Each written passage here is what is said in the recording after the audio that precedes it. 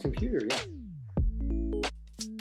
Hey guys, welcome to OCD Real Talk. After such a long I time, know it's been at least like for me like 6 months.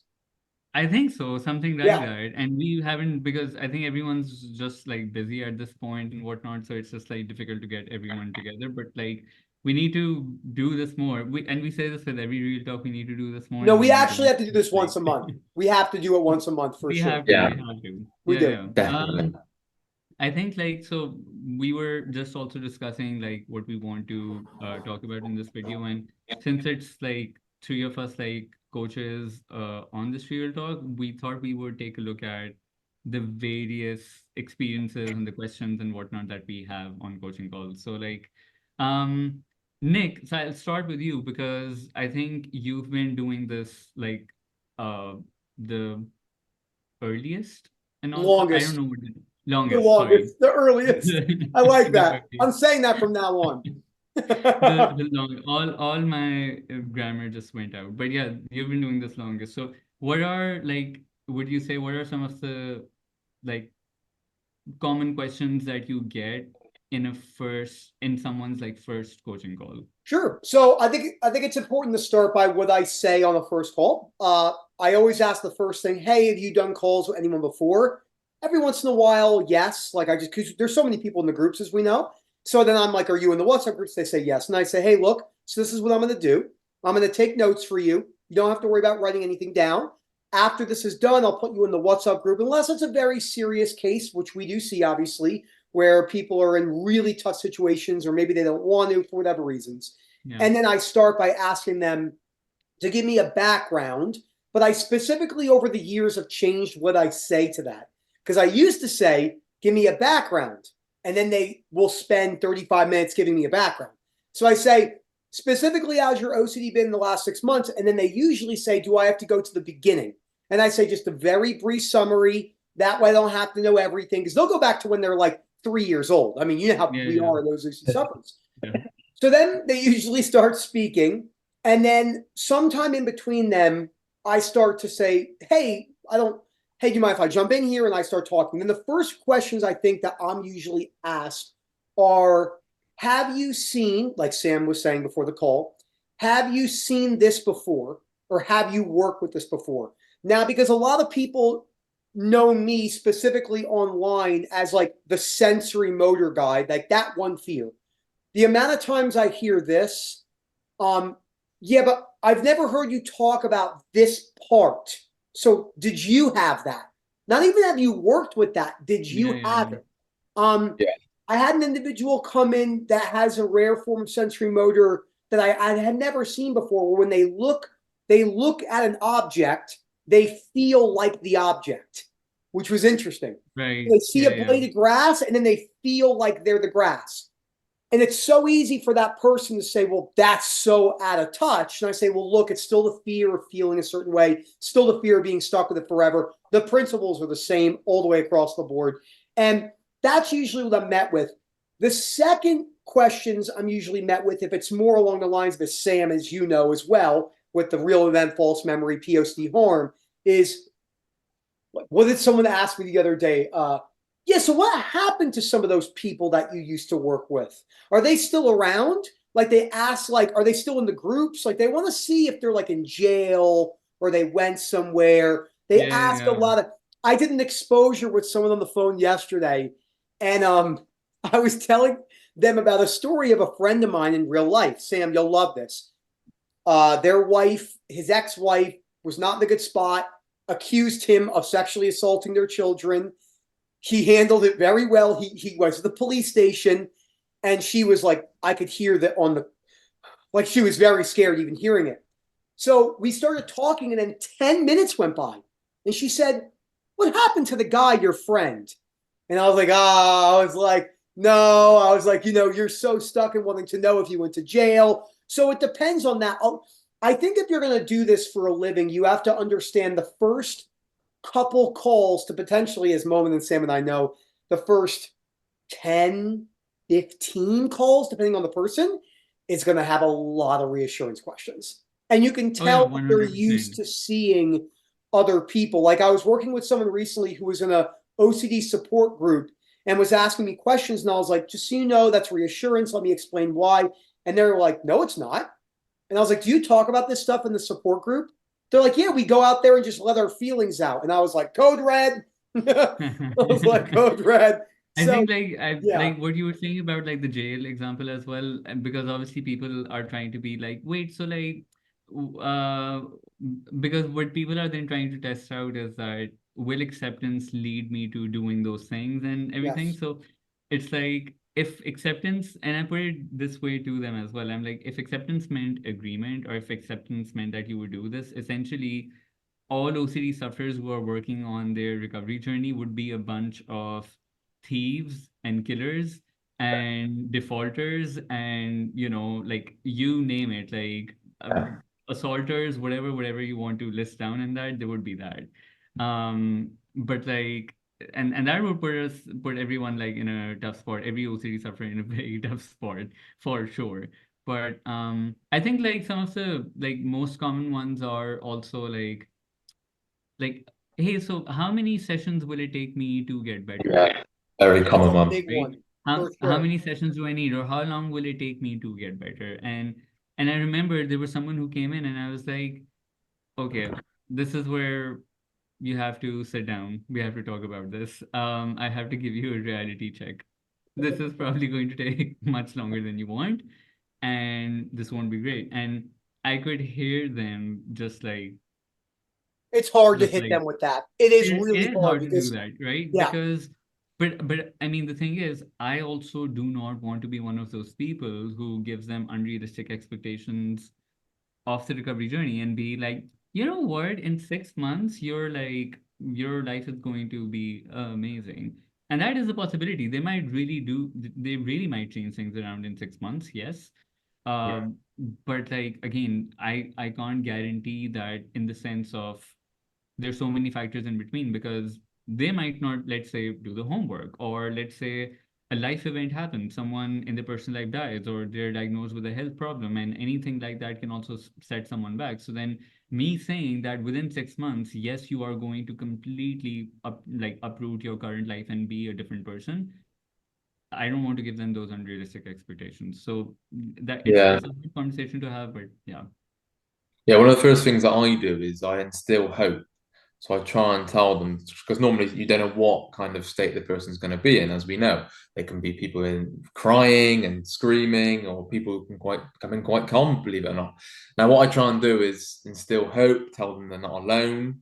We don't tell that all the time because that becomes reassurance, but they're not alone, they're not broken, they're not treatment resistant, they're not trapped. Because when I first came in, I thought it was just me. Now, even just finding Rob's page was just a miracle because I thought everyone I went to before just didn't understand what I was talking about. They were just sort of cradling me, going, "Oh, I'm sorry you've got anxiety." Just wouldn't understand, and they wouldn't get into the root of the problem of why I was so stuck. So I try and remind them that where I've been in your shoes, and that you're not alone. You can get better, as they'll see in the WhatsApp groups to see other people going through the same thing. Now you're going to get a lot of reassurance questions as we speak, and it's just explaining them to them very. It's not in a sort of belittling way, going, no, you can't ask that, but just explaining why you can't ask that and why Yeah, you're I going think to. it's important to explain the logic behind why the question is a reassurance question, because I think like I mean just saying that it's, especially at the start, just saying that, oh, this is a reassurance question, obviously like Yeah, you need to exactly. give them the insight so that they can pick up on it in the future themselves as well. Later, like if they're asking the same question later on, I just don't tend to answer, but they tend to know what I'm answering. If I imagine I did that first 5 minutes of the first call, I just didn't answer anything because it was reassurance. It's not going to work. So I'm obviously going to explain to them why I'm not answering because it's reassurance. But I've got to be very honest as well because I explain they're not alone, and people have calls with me will know this. I then talk about how much work and practice is going to take and how much time and patience is going to get to a stage of recovery. But ultimately, don't set deadlines on that because that is the worst thing you can do. If you're coming in for one call and going, right, like going and taking your car into an MOT, going, right, I'm in there having one call, fix me. Come on, tell me something that's going to change my life. It isn't going to work like that. So you've got to remind people that it's going to take time, gradual steps. We're here to guide you, but ultimately you have to go away, work and practice, explaining the importance of each book. I find that's important, especially the first book, not just saying, read this book and go with it, explaining why you're reading it. It's setting the foundations for rational thinking, unconditional acceptance, all the things we talk about in the calls. So just explaining each point as to why we advise what we do. Totally. Yeah, I think the other thing too is like it's important to look at it. I think Rob used to say this to me a couple of years ago because it's very easy to once you get better because you care so much about helping other people, it's easy to get frustrated with people easily. But it is important for us to realize that, and this is everyone when you're further along, you wouldn't expect someone who's coming into a alcohol facility day one to be in a pretty good state. Like you would know they're going to be really bad, especially if they've been drinking every day for 20 years. And Yeah. and the other hard thing too is even though we have a good idea of OCD and what you're saying, we actually don't know what you're doing in your life. So we don't know how much reassurance you're getting from your parents or your siblings. I had a woman tell me the other day, she said, she didn't use the word normal, but she teetered close to, I know she thought it was. And she's like, I love my mom. Like we speak like 7 times a day. And I'm like, that's in my mind, I'm like, that's not healthy by any means. There's no independence when you're talking to your mom 7 times a day. Not that there's a correct amount to call your mom or your dad, but 7 times a day is overkill.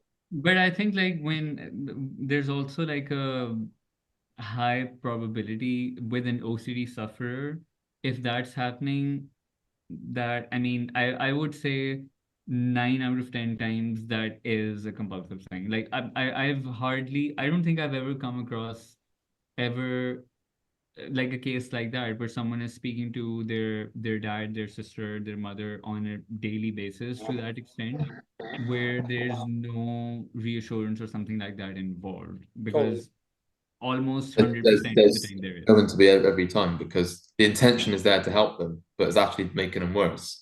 Okay, so like tough love, isn't it? Where you realize that, well, I can see why they're saying that, and I can see you're getting short-term relief from them saying that, but that is keeping you stuck, and here's why: because OCD just moves the goalpost; it just finds something else.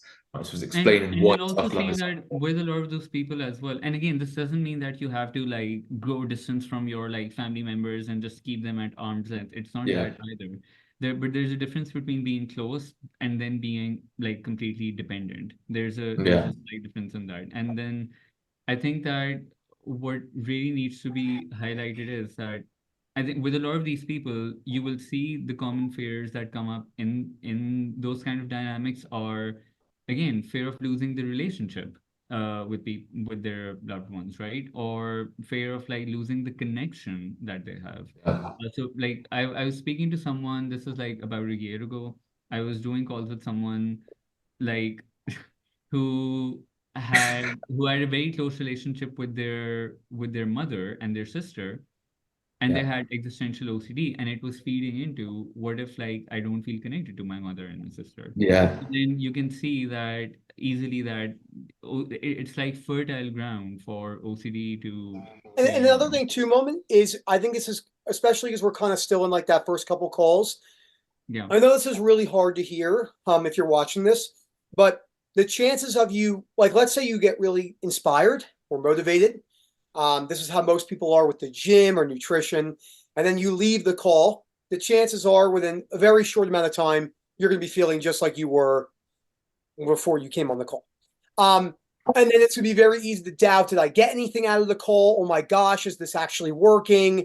What's going on? As we've all seen, I've put people in the groups and then I've had people send me 40 messages back to back within 30 minutes from their first call. So I can only imagine what they've been doing with other therapists, coaches, family members, friends. We also have to be careful too, like for the female population. Not that men don't do this, but I would say that probably all three of us would agree it's a little bit more common with like the female perception of like getting with your girlfriends and talking about your problems, where men can be a little bit more like, I'm gonna zip it, and that has its Zip, own yeah. problems, has its own problems. But for the ladies out there that are in this cycle, you just have to be aware that when you go with your girlfriends and you go for a martini and you spend 30 minutes talking about how your first call was with us, that's more than likely compulsive.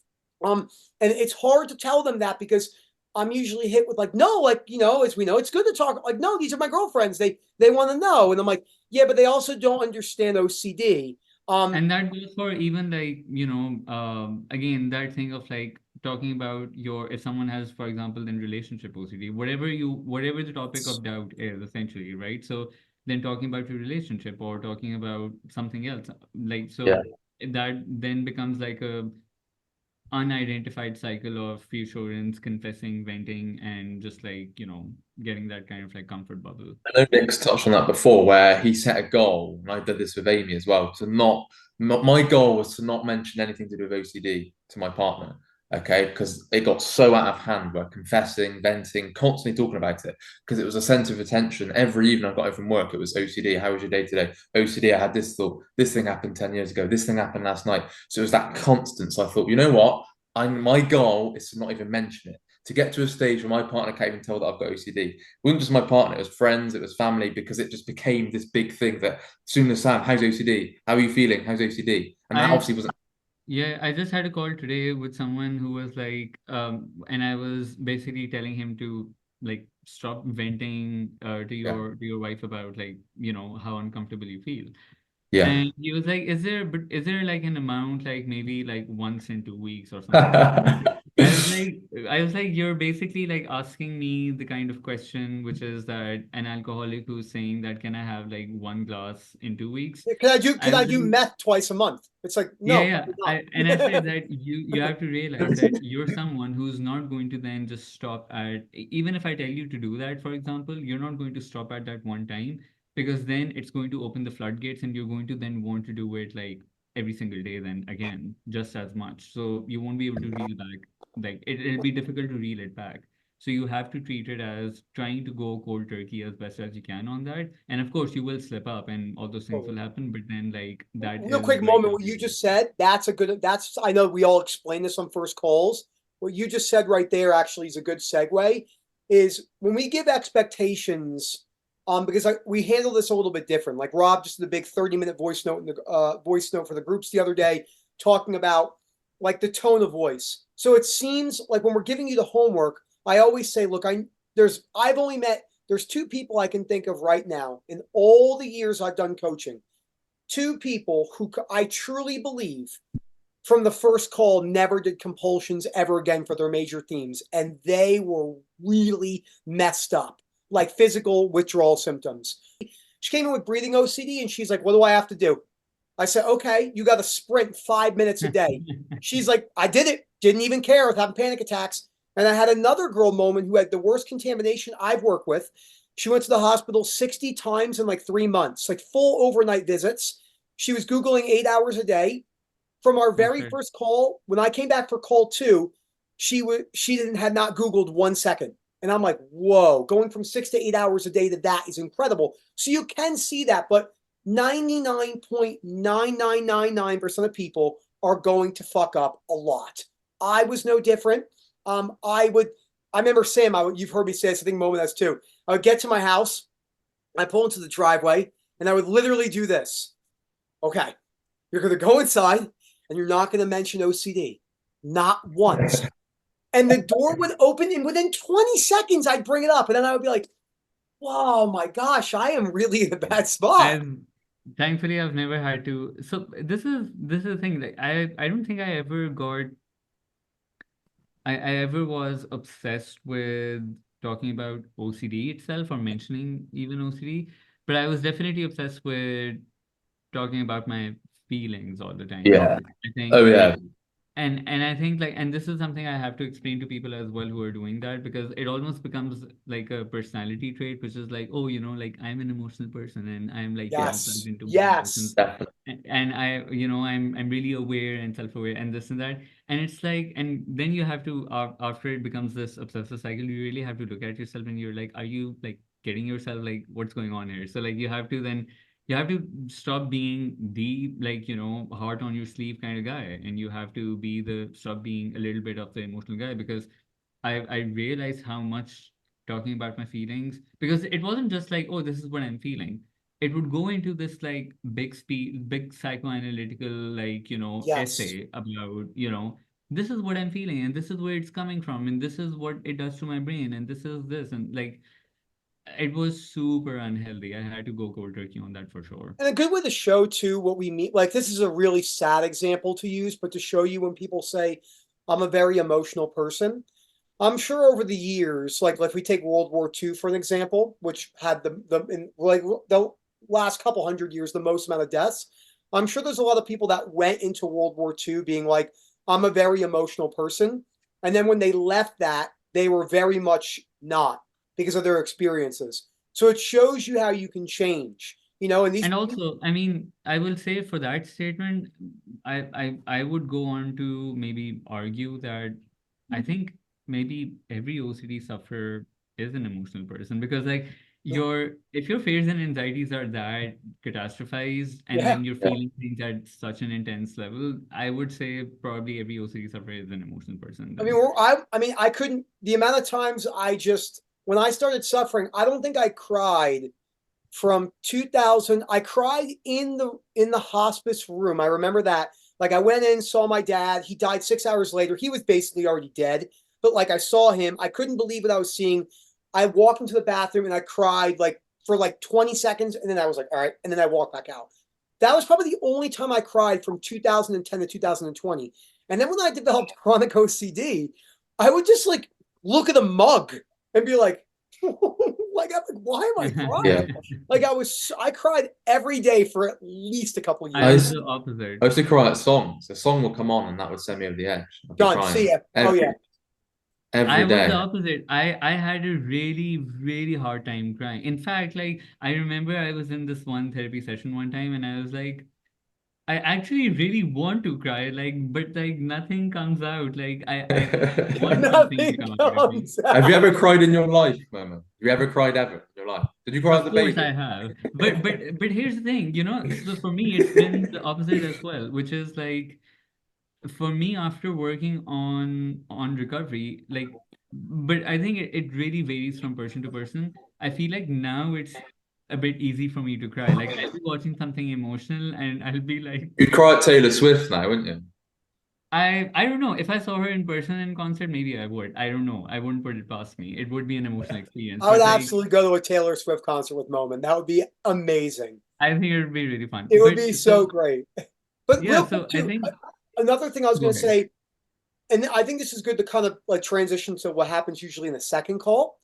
Um, Yeah. Yeah. I know the second call is actually, if I really have never thought about it like this, is usually trickier than the first. Because the second call they can show up and be like, okay, I put the work in, like what's going on? And you're like, Yeah. yeah, Definitely. that's not kind of how it works. Like the first call, we broke into your fears, we broke it down. There's no introductory anything, behaviors, homework. And how many times the three of us hear this? Yeah, I get it. Maybe they had the book. Now it's different nowadays. The amount of people I had this kid come in from Greece the other day. I put him in the one group. He's like, I've already read almost 5 of the books. I'm like, whoa, we used to never Yeah, see that. yeah, I've had some people like that. And And it's what like, happened? oh, great. I don't have to Yes. say any And homework. this is Yeah. why it's trickier because Yeah. I go, look, just because you've read the books, which is amazing, it actually Yeah. doesn't mean you know how to apply it to your fears. So Yeah. you're kind of like you've read it. It's like it's like you bought the materials to build a shed and you put all the materials in your garage and you never built the shed. Yeah, Like, yeah. well, you don't have a I shed, think I think no? and then here's the other flip side of it as well. Like I've had people on the second call come in and they're like, and I'm like, hey, so what's been up and how are you doing since we last spoke? And they're like, yeah, I'm feeling I'm still feeling anxious. Oh yeah. And the phrasing and the tone is essentially like, oh, but like I'm not feeling any better since the first call.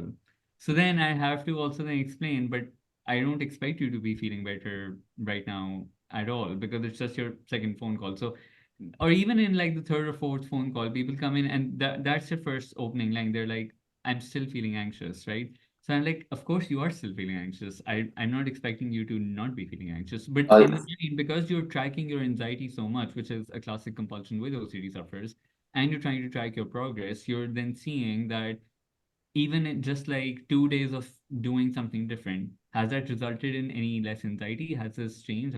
So I have to then also then explain that entire Explain that. mindset Yeah, as yeah, well. of course. I never ask in the second call, how are you feeling? Ever. I go, how did the first book go? Or how is the first book going? Yes, And such how a are you great, doing? yes, so good. How are you? Yeah. Are you compulsions? Which compulsion are you doing? Which ones are you struggling to give up? What are you getting stuck on? What did you understand about the first book? Because imagine we just said, how are you feeling? It'd be like, yeah, feeling good, feeling shit, feeling good. It'd be up and down all the time, wouldn't it? Right. So just focus on what is it that's causing that feeling and working on that.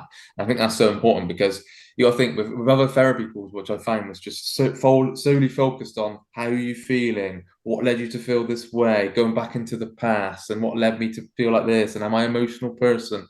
Which didn't get me anywhere because didn't look at what I was doing today just to prolong that suffering. So that's why we looked straight at, okay, what are you telling yourself? What's the belief? What are you getting stuck on? How are you catastrophizing this? How are you downing this? What compulsions are you doing? I think that's so important.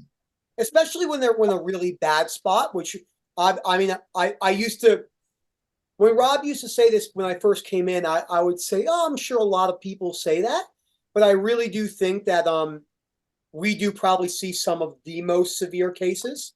I mean, because the people that we work with can be really tough. Like, I mean, we joke about stuff like I like to joke around, but when you really think about how it was when I came in and were in moment with the three of us, like mental hospital, police were at my house almost a couple times a month at like 1 to 3 in the morning. Like these are like really serious situations, and you almost downplay it a little bit.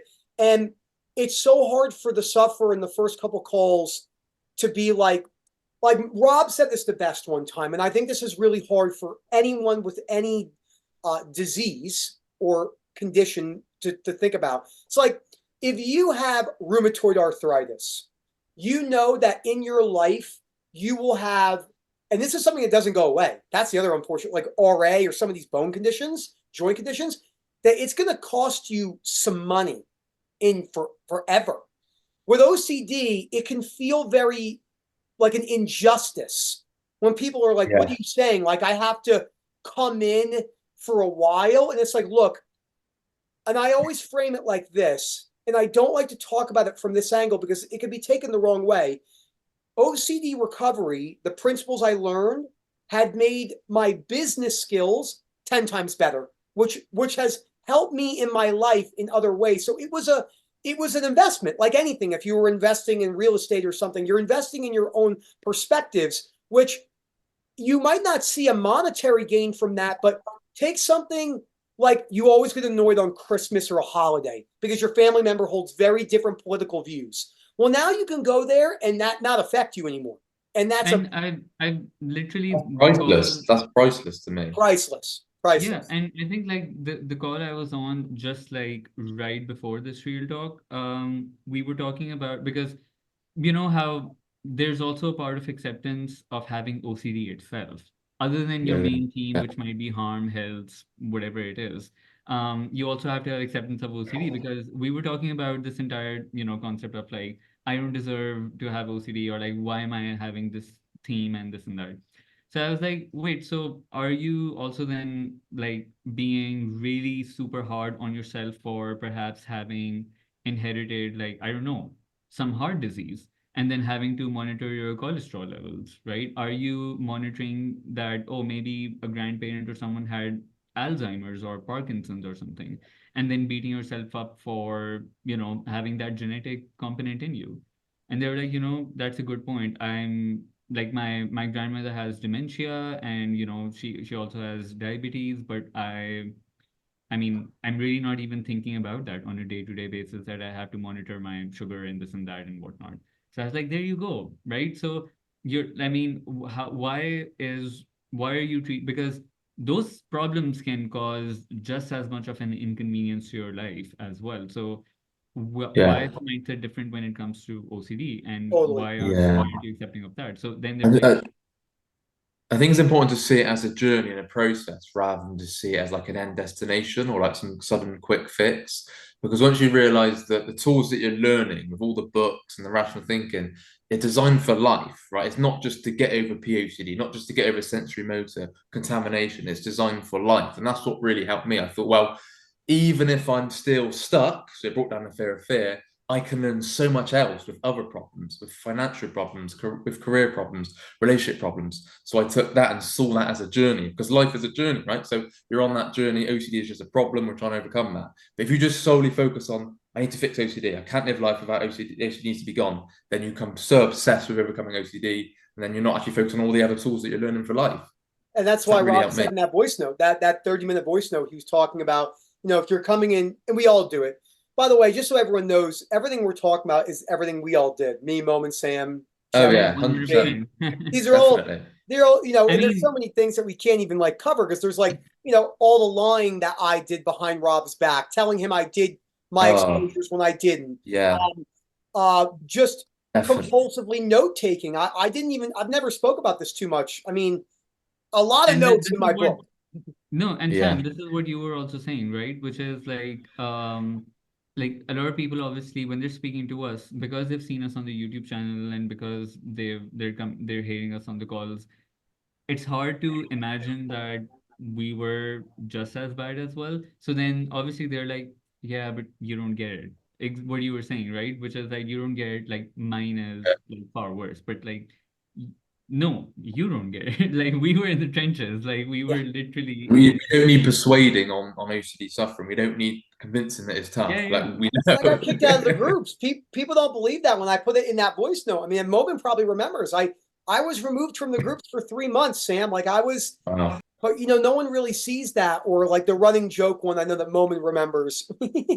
Moment I'm remembers. just trying because we're wearing these t-shirts and the logo isn't showing and it's like a black t-shirt, but like we're just wearing like our this is how we should speak. So Nick, like, can you tell me a little bit about I love it.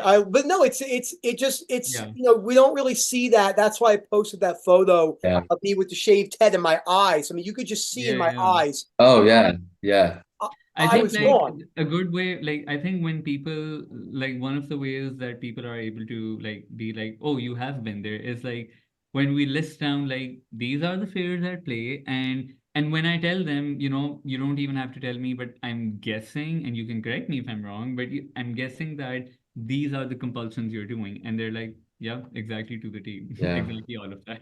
So that's where they're like, oh, okay, you do get it. So yeah. it takes a while to be. I mean, But but it's also okay to like you don't have to see it necessarily, but of course there is an importance of I think relatability as well to have over here Totally, sometimes. totally.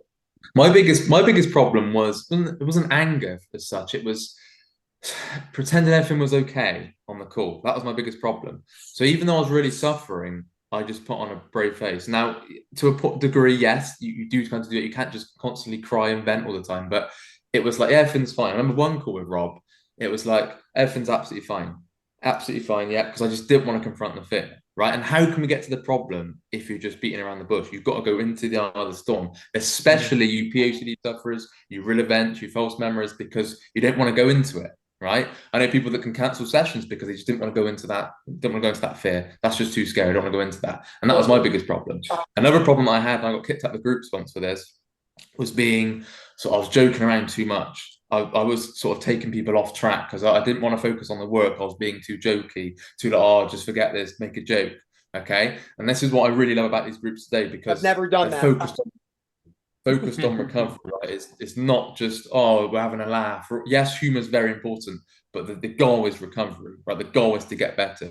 It's not just what, this is why we keep the conversation to OCD quite strictly. Yes, we can go off and joke, of course, that's important. But if all I was doing was joking all the time, that was just taking people off track, not me taking myself off track. I have never been kicked out of a group. I will say that. I've never been Moment's kicked out. the best one of all three of us. He has the best morals. But no, For it's sure. Yeah. it's interesting too. And just to guys give you guys another while we're wrapping up here, like what even middle back. There's no rules for us. Like you go to some places and they're like, we're really gonna like kind of baby you into exposures. I've had people do really tough exposures on their first call that really shocked me. But like yesterday, I I had a think, girl. Real quick moment that I was yeah. reading out. Like I went to Google and I typed in headlines of like serial killers, headlines of people who had taken the lives of their kids, and I plugged my name in and read them. So like my name is Nick Pinella, and then I read the crime, and she's like, you're not afraid the cops are listening? Like, they're going to come to your house? Like, what? Then she's like, I'm even afraid to be on the phone with you now because I'm going to be an accomplice. Like, that's how deep OCD goes. So there's Yeah, no yeah. there's no rules. Like, when you guys come on calls, expect sometimes to do some really hard exposures on the Look, call. I mean, Yes. I'm a classic example of that, right? I mean, I understand, like, obviously starting small with some exposures and building up to them. Like, contamination OCD is a classic, like, theme Oh, totally. where I can only that imagine. format kind of goes out the window. Why? Because essentially, like, whatever you're afraid is contaminating things is like, I mean, if it contaminates like this entire room I'm sitting in, then every piece of object, whether that's a pen, a pencil,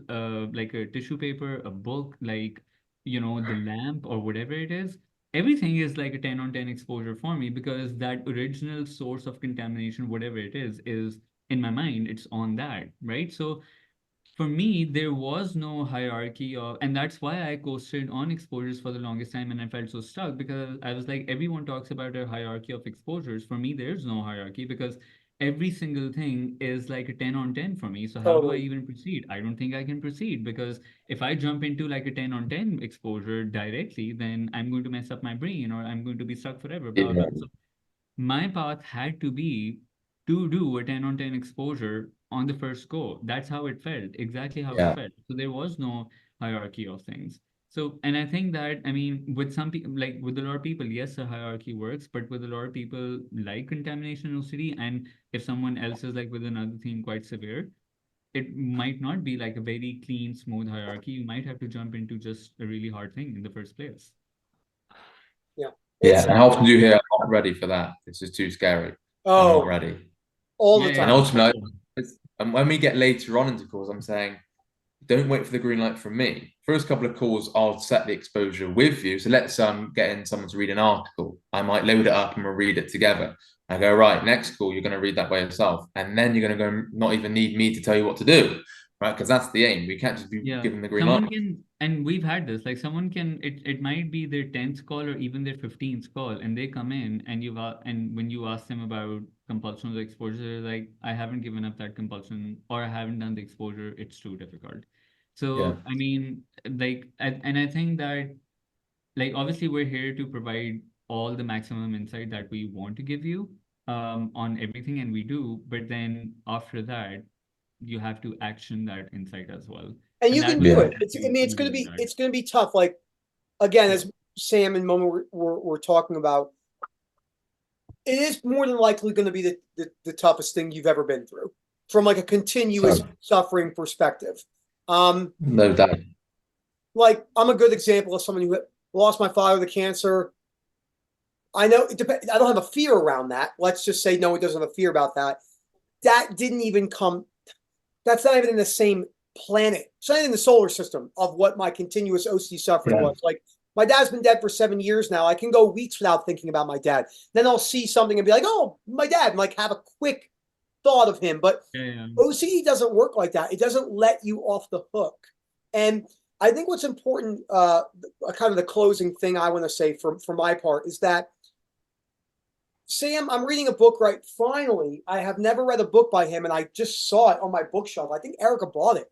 Was I'm about 20 pages, and I could tell it's going to be a lot of like spiritual stuff, which is cool. But it's Wayne Dyer's book, Real Magic, and he talks about so far. I was reading it right before the call about how difficult it is to really get immersed into a journey without looking for an outcome. That's not going to happen the first couple calls. You're only going to be looking for outcomes. And we get that. It took me quite a couple months, 12 months, 18 months to finally say, like, even if something catastrophic happened in my life, there is no outcome I'm looking for. I'm just looking at, like, what can I do today to help me and then change things in those situations, right? And it's never a final destination. I don't look at it like, let's say Eric and I get into a disagreement. I don't look at it from the lens of, how do I never get into a disagreement with Erica again? Because that would be a final thing. It's like, okay, well, next time we have this discussion, how can I go about this a little bit better? But it's a journey piece. Yeah. That takes a while. It does. It does take a while, because the suffering is so high. But yeah. Anything you want to close it up with, Moment and Sam? What you guys, when it comes to stuff like this, besides do your homework. Yeah, I think what's very important to cover, especially if you've been into sort of like 10, 15, 20 calls, and it doesn't mean you're going to expect or guarantee recovery, but think of it like this. If we wasn't here, right, and Rob once said this to me after I've been in for quite a few calls, he said, Sam, if I wasn't here, what would you do? Right? Because what I was doing, this was very crafty. I was waiting for that green light again. I was waiting for Rob to tell me, then I would go and do it. Because ultimately, we're training you to become your own coach, right? So you can get yourself out of this situation, right? So you can see where you went wrong, where you're still going wrong, what's keeping you stuck, therefore getting yourself out of that. Okay? That's the aim. So try and think, okay, yes, it's important to have a coach and have one-to-ones to check in, have that guidance for sure. But ultimately, what would you do in that situation? How would you advise somebody else in that situation? Okay, you've got to look at it in different ways rather than just going, all right, Sam says this, I'm doing that.